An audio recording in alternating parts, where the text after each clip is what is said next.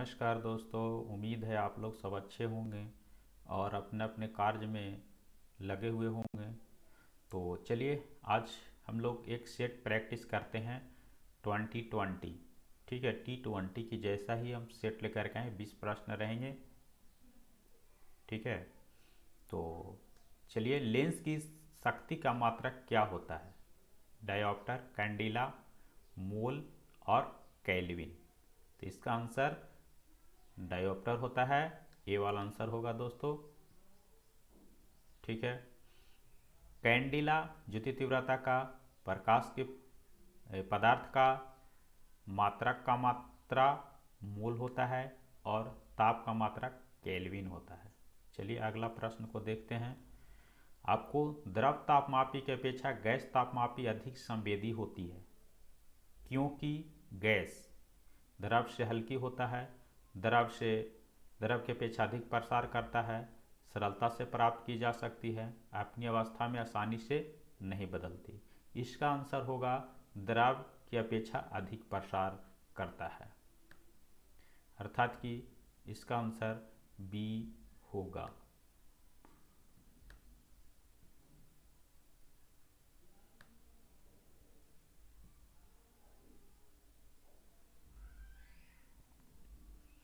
चलिए तीसरा प्रश्न को हम लोग देखते हैं। भीषण गर्मी सर्दी में ठंडे देशों में पानी के पाइप फट जाती है, कारण क्या है? क्योंकि पानी जमने पर फैलता है, पानी के पाइप के संकुचन के कारण, उच्च वायुमंडलीय दाब के कारण, उपयुक्त सभी के कारण। तो इसका आंसर ए होगा, पानी जमने पर फैलता है। अर्थात कि हम लोग जानते हैं कि 4 डिग्री सेल्सियस पे पानी का जो आयतन होता है वो सबसे ज़्यादा होता है, इसके कारण। ठीक है, ए आंसर होगा। निम्नलिखित में से किसमें सर्वोच्च विशिष्ट ऊष्मा का मान होता है? सबसे ज़्यादा विशिष्ट ऊष्मा का जो मान होता है किस में होता है? कांच, तांबा, शीशा और जल। तो सबसे ज़्यादा जल में होता है, अर्थात कि डी आंसर होगा। एक निर्वात में मार्जक भाप के अंतर नियम के अनुसार कार्य करता है, चंद्र में वह कार्य कैसा करेगा? अर्थात कि चंद्रमा पे वह कैसा कार्य करेगा, उसके बारे में ऑप्शन है। पृथ्वी के समान ही कुशल कार्य करेगा, पृथ्वी की कार्य नहीं करेगा, कम कुशलता से कार्य करेगा, अधिक कुशलता से कार्य करेगा। अर्थात कि इसका आंसर बी होगा, चंद्रमा पर जाने के बाद कार्य नहीं करेगा। प्रिज्म में प्रकाश के विभिन्न रंगों का विभाजन होता है, प्रकाश का परावर्तन, प्रकाश का परिक्षेपण, प्रकाश के विवर्तन और प्रकाश का अपवर्तन। इसका आंसर प्रकाश का अपवर्तन होगा, क्योंकि प्रकाश पड़ने पर डी आंसर होगा। प्रकाश प्रिज्म पर पड़ता है तो प्रकाश 7 रंगों में बढ़ जाता है। ठीक है, और सबसे ज़्यादा जो प्रकाश का विचलन होता है वो बैंगनी का होता है, सबसे कम लाल का होता है। ठीक है, चलिए अगला प्रश्न पर हम लोग चलते हैं। 7वां प्रश्न कह रहा है, किसी पदार्थ में फोटोग्राफ लेने के लिए अपेक्षित उद्भाषण काल किस पर निर्भर करता है? तो पदार्थ की चमक पर। जो पदार्थ की चमक है उसी पर निर्भर करता है, फोटोग्राफर के कौशल पर, पदार्थ की निकटता पर, पदार्थ के आकार पर नहीं। ये आंसर इसका होगा, अर्थात कि पदार्थ के चमक पर। प्रकाश के परिक्षेपण के अध्ययन करने के निम्नलिखित में से किस उपकरण का प्रयोग किया जाता है? सूक्ष्मदर्शी, दूरबीन, स्पेक्ट्रोमीटर, फोटोमीटर। स्पेक्ट्रोमीटर का इसमें उपयोग किया जाता है, अर्थात कि आंसर सी होगा। सूक्ष्मदर्शी छोटे वस्तुओं को नापने के लिए करते हैं, दूरबीन दूर के वस्तु को देखने के लिए, और फोटोमीटर प्रकाश के चाल को, तीव्रता को मापने के लिए फोटोमीटर का उपयोग करते हैं। कारों की हेडलाइट में प्रयुक्त दर्पण किस प्रकार के होते हैं? परवलयिक अवतल, समतल, गोलीय उत्तल, बेलनाकार अवतल।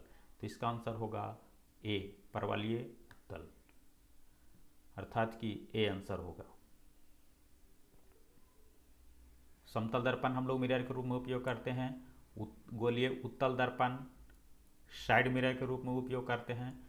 हम लोग गाड़ी जो चलाते हैं उसके साइड में जो मिरर लगा हुआ रहता है वो गोलीय उत्तल दर्पण का उपयोग करते हैं। चलिए अगला प्रश्न 10वां प्रश्न पर चलते हैं। 10 भिन्न भिन्न तारों के भिन्न भिन्न रंग निम्नलिखित में से किसकी विविधता के कारण होती है। हम लोग आकाश में जो तारे देखते हैं उसके रंग अलग अलग होते हैं, इसके कारण क्या है?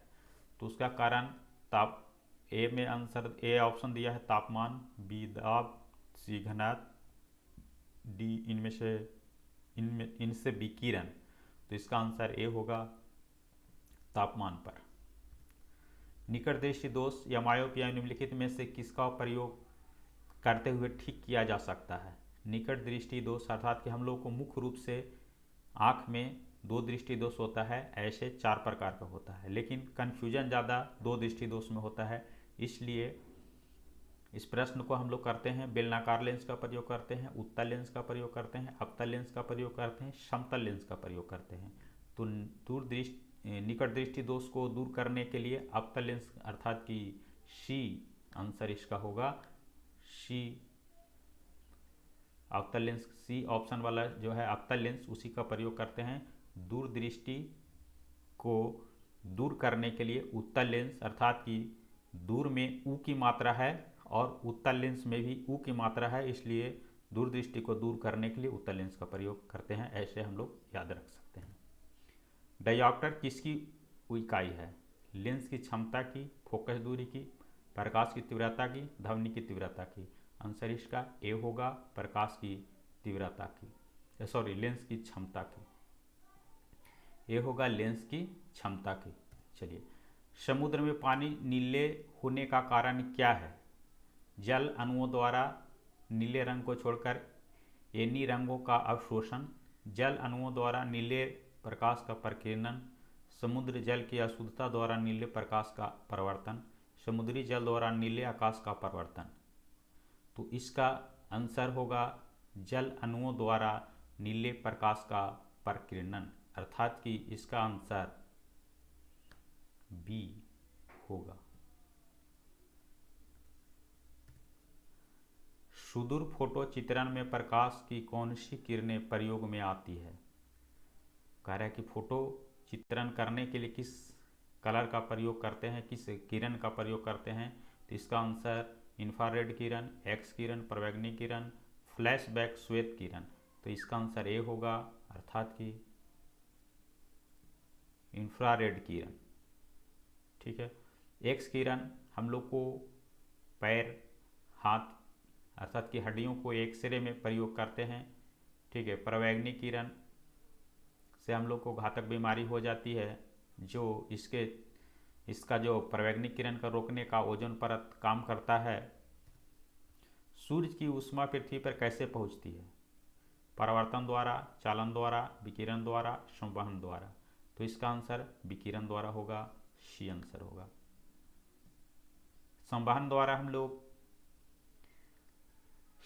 द्वारा पानी जब हम लोग गर्म करते हैं तो संवहन द्वारा होता है। चालन द्वारा धातु गर्म होती है।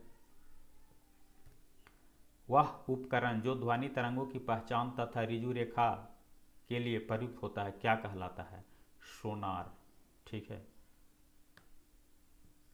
सोनार का प्रयोग होता है। उपकरण पानी के अंदर अगर डूब जाता है कोई उपकरण और उसको पता करना रहता है तो सोनार के द्वारा ध्वनि को वहाँ डाला जाता है और उसके परिवर्तित होकर के आता है, वो सोनार से हम लोग पता करते हैं। सोनार एक उपकरण है। ठीक है, चलिए आगे चलते हैं। मनुष्य को ध्वनि कंपन की अनुभूति किस आवृत्ति सीमा में होती है? तो उसकी आवृत्ति सीमा है 0 से 5 हर्ज, 6 से 10 हर्ज, 11 से 15 हर्ज, 20 से 20,000 हर्ज। तो इसका आंसर डी होगा 20 से 20,000 हर्ज। तो हम लोग जानते हैं कि 0 से 20 हर्ज को आप श्रव्य तरंग कहते हैं, 20 से 20,000 हर्ज के बीच के तरंग को श्रव्य तरंग कहते हैं और 20,000 से ऊपर वाले तरंग को पराश्रव्य तरंग कहते हैं। हम लोग सुनने के लिए श्रव्य तरंग को ही सुन सकते हैं। मनुष्य श्रव्य तरंग को सुनता है, अर्थात कि 20,000 से 20,000 के बीच के जो तरंग होते हैं ध्वनि तरंग, उन्हीं को हम लोग सुन सकते हैं। ज़्यादा ऊंचा परास्रव तरंग निकालता है चमगादड़, और 20,000 से कम भी तरंग को सुनने की क्षमता कुत्ता में है, जानवरों में है। स्टेथोस्कोप किस सिद्धांत पर कार्य करता है? तो धारा के ध्वनि के रूपांतरण पर, ध्वनि का धारा में रूपांतरण पर, ध्वनि का परिवर्तन पर, प्रकाश के परिवर्तन पर। स्टेथोस्कोप ध्वनि के परिवर्तन पर कार्य करता है, अर्थात कि इसका आंसर सी होगा। कोई कण एक समान गति पर कैसा होना चाहिए? उसका वेग एक समान ही होना चाहिए, उसका वेग एक समान नहीं हो सकता है, उसका वेग एक समान हो सकता है, वह वेग रहित होगा। तो अर्थात कि इसका आंसर सी होगा। कोई कण एक समान गति से गति कर रहा है तो उसका वेग समान हो सकता है। जब किसी पिंड को द्रव में डुबोया जाता है तो उस पर कौन सा बल कार्य करता है? तो उस पर उत्क्षेप बल, भार, द्रव्यमान, ए और बी दोनों। तो उस पे ज़्यादा जो कार्य करता है वो उत्क्षेप बल कार्य करता है, और आंसर इसका बी ए होगा, ए और बी होगा, अर्थात कि आंसर डी होगा। थैंक यू दोस्तों, देखते रहिए GK SKD channel. Thank you.